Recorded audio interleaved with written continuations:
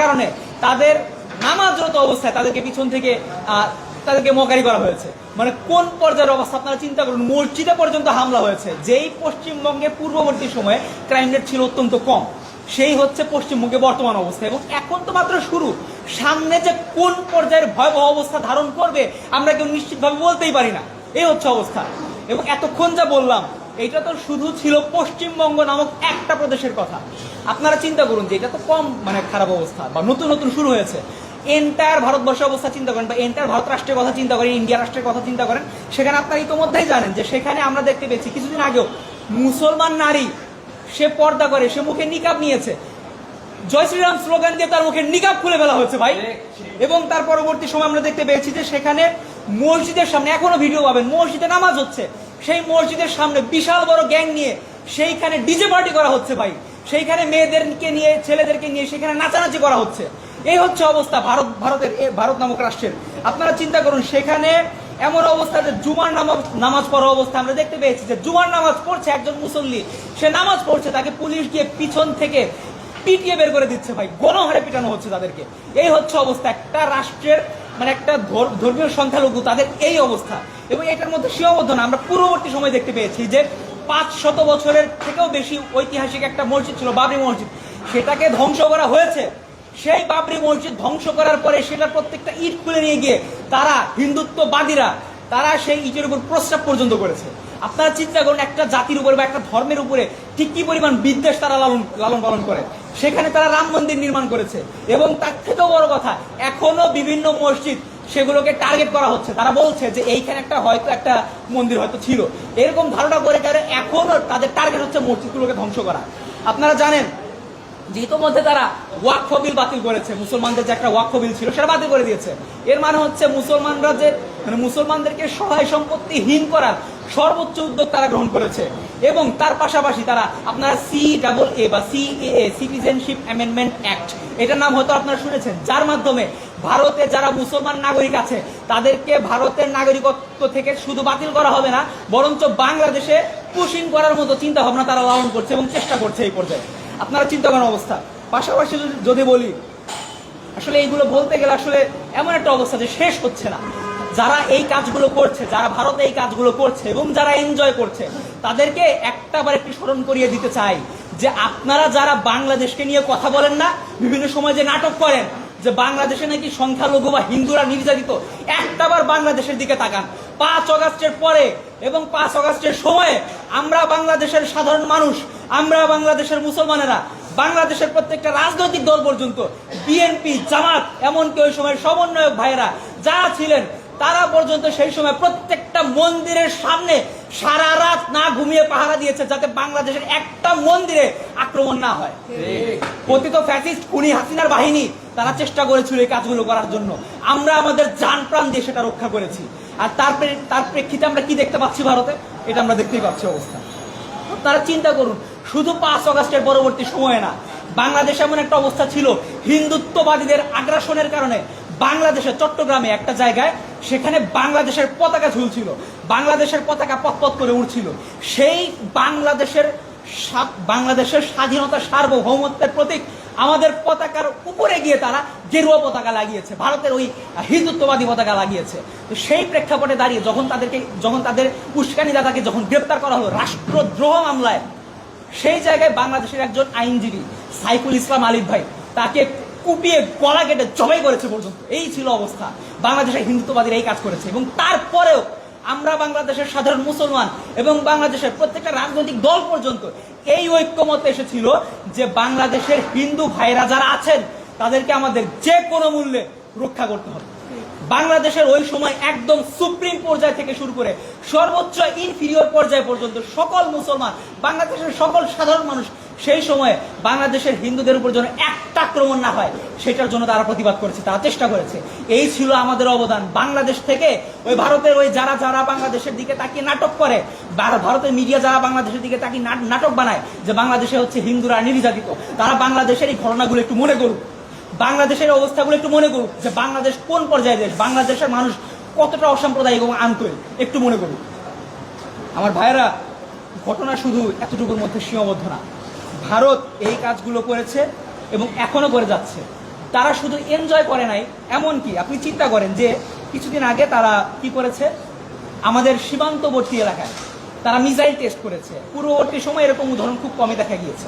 তারা missile test করেছে, তারা হচ্ছে গিয়া যে বর্ডার কিলিং করেছে। বর্ডার কিলিং আমাদের বাংলাদেশ রাষ্ট্রের জন্মের পর থেকে তারা করে আসছে, এখনো করেছে।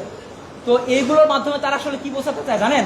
সীমান্ত যদি তারা মিসাইল টেস্ট করতে চায়, তাদের বর্ডারের মধ্যে তারা করতে পারে, ওকে অসুবিধা নাই, বিশেষ একটা আমরা কোনো কিছু বলবো না। কিন্তু তারা এর মাধ্যমে যা বোঝাতে চায়, বর্ডারে হত্যা করে এবং মিসাইল টেস্ট করে তারা যা বোঝাতে চায় যে তারা বাংলাদেশকে সিকিমের উদাহরণ দিতে চায়, তারা বাংলাদেশকে হায়দ্রাবাদের কথা মনে করিয়ে দিতে চায়, তারা বাংলাদেশকে গোয়ার কথা মনে করে দিতে চায়। আরে ভাই, তোরা যদি আমাদেরকে এই 3টা দেশের উদাহরণ দিতে চাস, তোরা যদি আমাদেরকে এই 3টা দেশের উদাহরণ আমাদেরকে স্মরণ করিয়ে দিতে চাস এবং মনে করিস আমরা ভয় পাবো, আমরা না তোদেরকে জাস্ট 2টা ঘটনা বলি। রৌমারী আর পদুয়ার ঘটনাটা একটু মনে করিস, আর কিছু লাগবে না।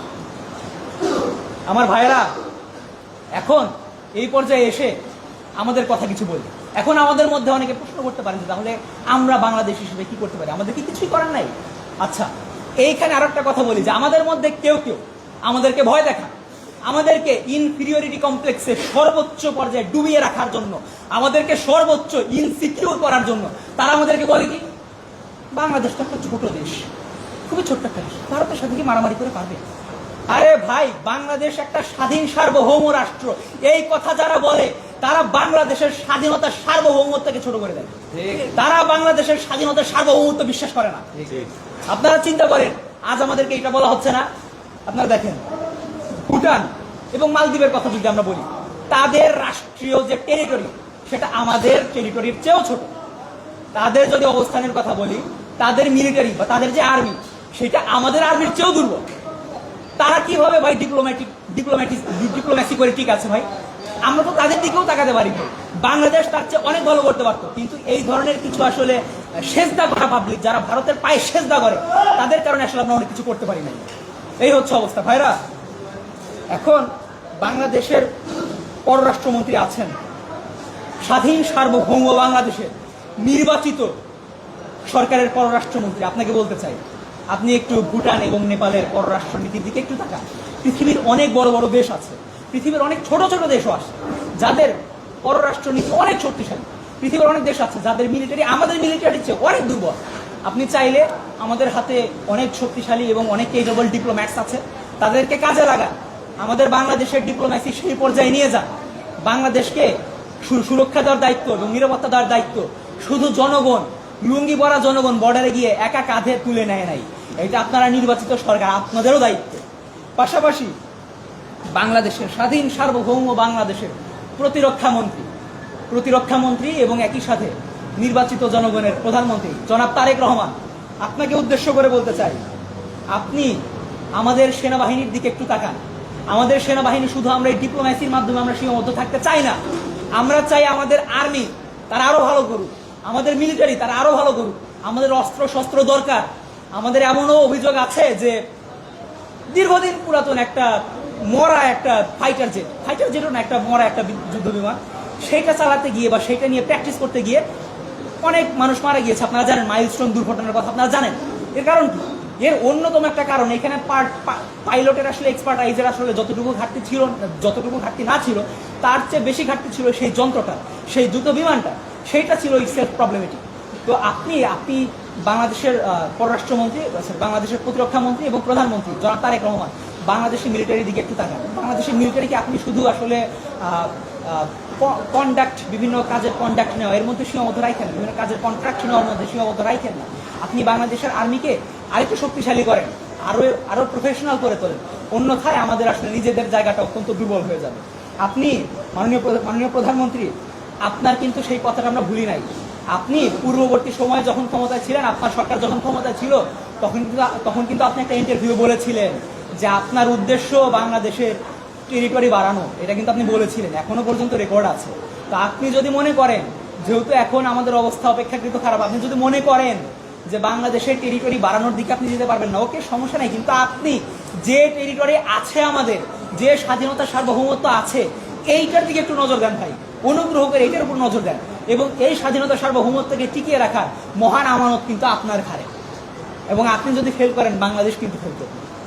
যাই হোক, এই পর্যায়ে এসে শেষ পর্যায়ে এসে একটা কথা বলতে চাই যে আসলে আরেকটা গুরুত্বপূর্ণ বিষয়, এই যে ভারতের পশ্চিমবঙ্গে যে শুভেন্দু এ যে তারপরে বা এ যখন বক্তব্য দেয়, বাংলাদেশে একটা গ্রুপ আছে যারা বিশ্বাস করে যে আরে মেরে আবু আয়েঙ্গে, মেরে আবু আয়ে, মেরে আবু আয়ে, মেরে শুভেন্দু আবু আয়ে। তারা মনে করে যে ভারতের শুভেন্দু আব্বু নাকি ওদেরও যে এক মা আছে খুনি হাসিনা, ওকে নাকি বাংলাদেশে নাকি ফেরত নিয়ে আসবে।